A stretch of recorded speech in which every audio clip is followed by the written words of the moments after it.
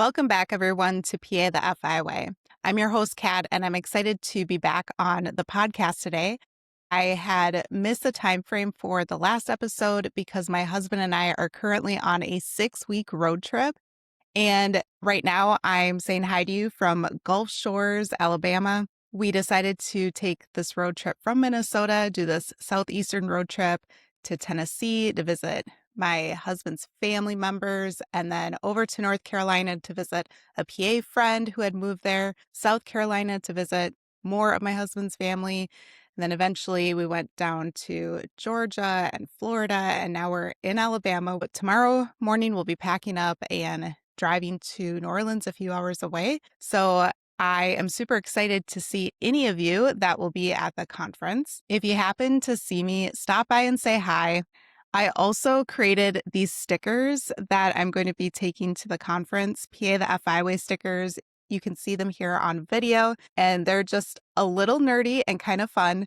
So if you are interested in grabbing your sticker, feel free to stop me, say hi, and I'm happy to give you one as well. In today's episode, I am going to talk about a topic that will benefit you at any conference that you go to, or it will benefit you when you're seeing your patients or when you are simply talking to your family members as well as your friends. And that topic is conversation as well as communication. How can you be a great conversationalist? In episode 172, I talked about some concepts of anti-networking that you can also utilize at a conference if you, again, are going to AAPA or a different conference coming up soon. And if you haven't listened to that episode yet, go ahead and check it out. This episode has further information and there might be a little bit of overlap, but for the most part, it has further skills for you to utilize when you are communicating. And if you've been following along, you know that I've been reading this book, The 5 Types of Wealth by Sahil Bloom, and I did finally complete it. I've been reading it for several months, and the information that I'll cover today does come from that book as well.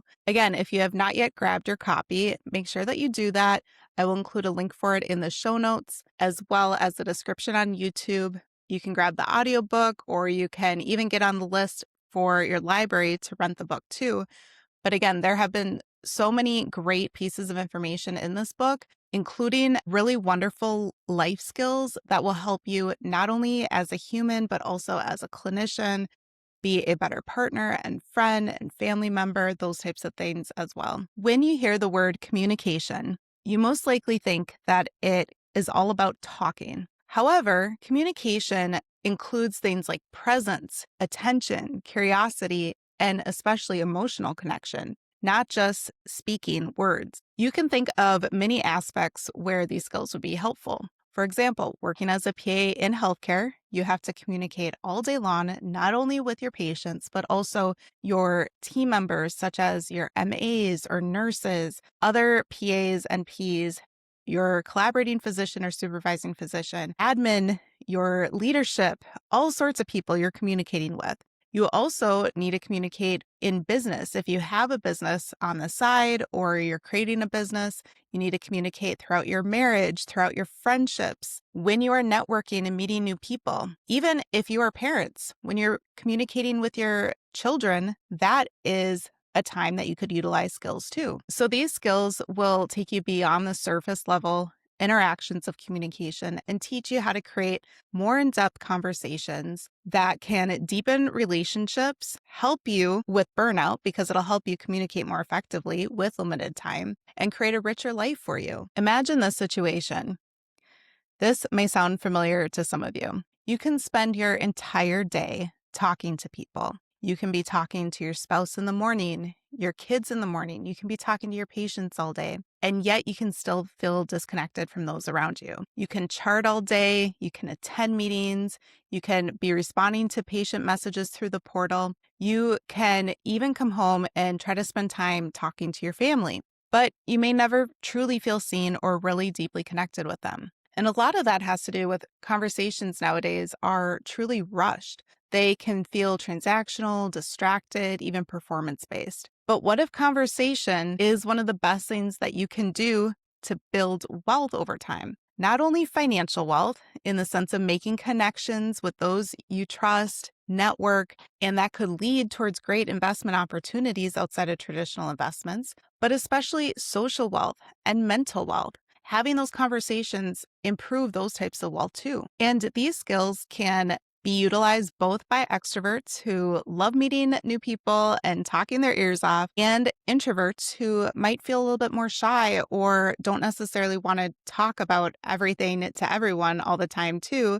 And they can feel a little bit drained easier than extroverts. Both people on the spectrum can utilize these skills too, because they each have different challenges when they're trying to communicate with new people. The first step in effective communication is learn to create doorknobs during conversations instead of hard stops for conversations. An example of a hard stop question is basically a yes or no type of question, or you ask them a question and it just leads to a very simple answer. An example could be if you're talking to a new PA that you're meeting, instead of asking them, what specialty do you work in? And they simply reply with family medicine or psychiatry, dermatology, etc. Instead, you could ask them a doorknob type of question that opens the door for them to have further conversation and elaborate with more details. You could ask them, what led you to choosing the specialty that you practice in? Then they would answer not only with their specialty, but again, they would do some storytelling, sharing more about themselves, and you would get this widened lensed view of them and their lives and what led to their decisions. That doorknob type of question leads to further discussion. It breaks away from the surface level conversation and allows you to dig deeper with that conversation too. Some of this was discussed in that last episode about anti-networking that I had mentioned earlier, but some conversation starters that you can include when you're meeting new people would be questions like, what are you most excited about now, either personally or professionally? What is your favorite thing about your role? What is the most interesting that you've read or learned recently? Again, that could be things within our PA profession, medically, or personally without our PA profession. I encourage you to practice utilizing doorknob conversations with people that you're meeting, with your patients, people throughout your life, where you are inviting them to open that door and share more information instead of the simple answer from the question that you want to ask them. That's the easy question, and that only leads to superficial conversation. The next step to being an effective communicator and learning to become a great conversationalist is to be a loud listener. And you might be saying, Kat, what in the world does loud listener mean? You think that listening means you're keeping your mouth shut and being quiet, right? So being a loud listener, that sounds counterintuitive, right? However, if you become a loud listener, you are showing the person that you're talking to that you are engaged with them, that you are tracking and understanding what they're saying, and that you care about what they're saying. This allows people to feel like they can emotionally open up with you because they feel as though you're connecting and emotionally receiving what they have to say. Some examples of loud listening can look like nodding along, leaning in, making sure that you can hear them, especially, for example, in the expo hall at a conference center. It can be really hard to hear people. Utilizing appropriate facial expressions, provide verbal encouragement such as, I see, I understand, tell me more. So all of that can be broken down into 3 different components. The first is sounds. Again, you can be speaking back even while you're listening. You can say, yes, I see, tell me more, right? Those words of encouragement allow them to continue their story, continue to share what they're trying to tell you. The second component is facial expressions. You can utilize your facial expressions to be a loud listener. I do this all the time during my telemedicine psychiatry visits with my patients. For example, they might be sharing a crazy story about something that happened. Maybe they had a vacation that went horribly wrong, or maybe they had something really exciting happen to them. Or maybe, unfortunately, they are sharing traumatic events that happened to them in the past. All of those instances, I can be changing my facial expressions as I'm listening virtually through the computer. I raise my eyebrows. Sometimes I open up my eyes further. Sometimes I'm furrowing my eyebrows a little bit. Sometimes I'm smiling. Sometimes I have a more empathetic facial expression. It just kind of depends upon obviously what they're sharing with me. And besides sounds, facial expressions, the next step is body language. Again, lean in close to them. Make sure that you are facing them openly. Don't have your arms crossed across your chest. Don't be angled one direction, looking like you're trying to exit the conversation. All of those components can allow you to be a loud listener. The third step with effective communication is the repeat and follow method. The repeat part means that you are repeating part of what they are saying in your own words back to them. And the follow part of that method means that you are following it up with either a doorknob type of question, a insight that you have, or another story. And the repeat and follow method can help that conversation progress along over time. For example, your patients might say, I just don't feel like myself anymore. And if you're like me, you clearly want them to clarify what in the world they're talking about. So you might say, not like yourself? Could you tell me more about what you mean by that? Or you could say, you recently traveled to that national park. What was your favorite thing about that? What was your favorite thing that you did or saw there? This method can help build rapport more quickly. It can help the conversations feel more natural as you're progressing along. It can encourage vulnerability depending upon the topic. It can reduce awkwardness, and it can create emotional depth as well. And besides creating doorknobs with conversations, being a loud listener, and using the repeat and follow method, the fourth step is to make situational eye contact, and especially effective and good eye contact. Eye contact can absolutely be nuanced for many reasons, because if you utilize too little, it can make you feel distracted or disengaged, not connected, or that you want out of the conversation. If you utilize too much eye contact, it can feel intense, unnatural, even a little out there for some people. So the goal is to have this balance of eye contact, and it can be challenging for some. You want to find the balance that indicates warmth and presence, and yet eye contact can vary on things like culture, neurodivergence, personality, emotional intensity, the topic being discussed, the environment. So there are a lot of factors that come in with making eye contact. In general, when you are listening, that's a great time to be making eye contact with the person who is speaking. If you are talking to family members or friends in person, put the phone away, look up from the phone and have the conversation, making eye contact, not looking away. And if you are the person that is speaking, it is okay to gaze off or look up when you are thinking or when you are having that conversation. If you're trying to recall a detail, it's very normal to have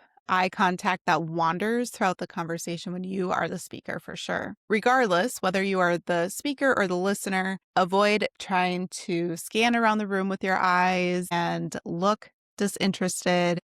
If someone waves at you out of the corner of your eye, it's reasonable to go ahead and wave back, but yet come back to the person that you are speaking to. Keep that person engaged, make them continue to feel like they are connecting with you and not that they are intruding on your time or your space. Those are the 4 steps to having effective communication and being on the path to becoming a great conversationalist. I also want to add this other framework that I learned about through the book too, that is incredibly insightful and wonderful. And I've actually encouraged some of my patients to try it too. And this framework is especially important for the people that are in a relationship that feel as though their partner or spouse is not listening to them at all, feels as though they're not understanding what they're trying to say, feels as though they want to try to jump to helping them solve the problem, but that is not what the person wants or needs. And this framework is called the helped, heard, or hugged framework. And again, it's really great for the people to utilize saying this when they are the ones that tend to come from the fixer mentality. For many people, that could be the husband in the relationship, but I personally do have that fixer mentality in the sense of, oh, you're telling me that something is wrong. You have a problem. You are upset about a situation. I want to so badly just jump in and start trying to fix the issue or offering advice, right? But more often than not, that's not what people need. And again, whether this is a relationship with your spouse, whether it is even your siblings, could be an example, your parents, your kids, or perhaps your patients, depending upon the situation. Think about this framework and think about ways that you could utilize it. So, for example, let's say you are a guy listening to this episode and your wife comes home from a really hard, long day at work. And she starts venting about her day at work. She starts decompressing. She verbally spills all this information, and you can tell that she's appearing upset. You can tell it was a really hard day for her. Maybe she even starts crying. Many people in that situation might jump to trying to offer words of advice or trying to say, well, this job is horrible. Go ahead and switch to a different job. Or why are you still working there anymore? Or things like that, where they're trying to fix the problem because they think the problem is the job, right? Well, the wife in that situation might not actually want to be helped. That's the first part of that framework. So if the husband asks, I hear that you are upset and I understand that this was a rough day for you. Would you like to be helped, heard, or hugged? Then the wife has a moment to think about what would actually help her in that moment. For example, helped is the fix it part, meaning that she would want some help from him trying to figure out how could they make this better. Maybe she needs to consider cutting back her hours. Maybe she feels so stressed with time and doesn't have time to also pick up the kids after school and make dinner. And a way that her husband could help her would be to start dinner too. That is a way that they're fixing the problem together instead of the husband just assuming that that's what she wants done. But perhaps your wife simply wanted to be heard. There are many times that I have come home and just vented, right? And in that situation, it's just that I want someone to hear me about my rough day. I feel like I get to do this emotional unloading. And once I talk about it and have that opportunity to vent, I'm okay to move on because it's like the situation was not great. It was not fun. This is why I had a hard day and it was upsetting. And yet I can be done with that and put that behind me and move on, right? So, for example, sometimes the situation might be helpful for the wife to say that they just want to be heard, meaning that the husband in that situation would do better to just listen and say, okay, I understand. Listen fully, use the loud listening techniques, validate the emotions and the feelings, reflect back what your wife is saying, but avoid trying to fix that problem, especially in that moment. Maybe in the future, the two of you think about fixing the problem or helping the problem be better down the road. But in that moment, only hear, only listen. Don't jump to the fix it mentality. And then the third part of that framework is hugged. Sometimes the wife only in that situation just wants to feel supported by her husband. And that could look like a physical hug from her husband, meaning having her husband hug her and say, I understand that was a hard day and I'm here for you.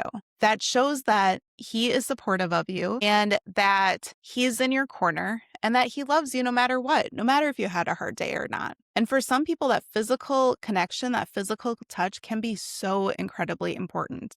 So it could look like physical hugging, or it could even look like emotional or theoretical hugging in the sense of providing encouragement, affection, empathy, reassurance, and presence overall. Now, this framework is ideal if both people are aware of what that framework is, because in the heat of the situation, the wife might not understand the question if she has never heard of that framework before. So, for example, if you are in a relationship and you want to try this in the future, it's ideal to have that conversation ahead of time and say, hey, I learned about this framework that I think could help us have more effective communication when one of us is upset or one of us has a problem. And just talk through it simply so that in the future, in the moment, the two of you can understand and be on the same page when one person is coming to them with a problem and being upset. To wrap up, these skills can be effective across many areas of your life,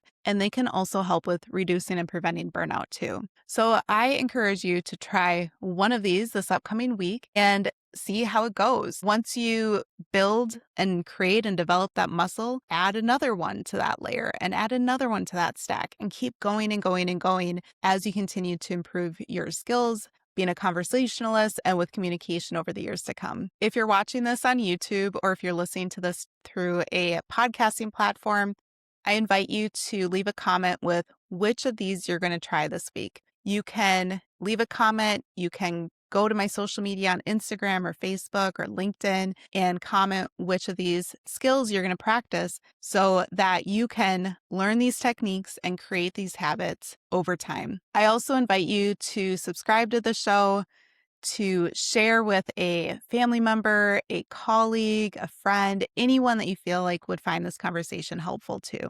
And again, if you're going to be at AAPA this week, I'll be there, getting there later on Friday and have to leave on Tuesday. So I'll be there primarily Saturday, Sunday, and Monday. Please stop by and say hi. Don't forget to grab your sticker. For those who are listening, this sticker says PA the FI way, RX Financial Independence, SIG Take Daily, Start Early, Refills Unlimited, Side Effects are Options, Freedom, and Burnout Prevention. Again, completely nerdy, but also kind of fun. I appreciate you taking the time to listen, and I'll see you back here soon.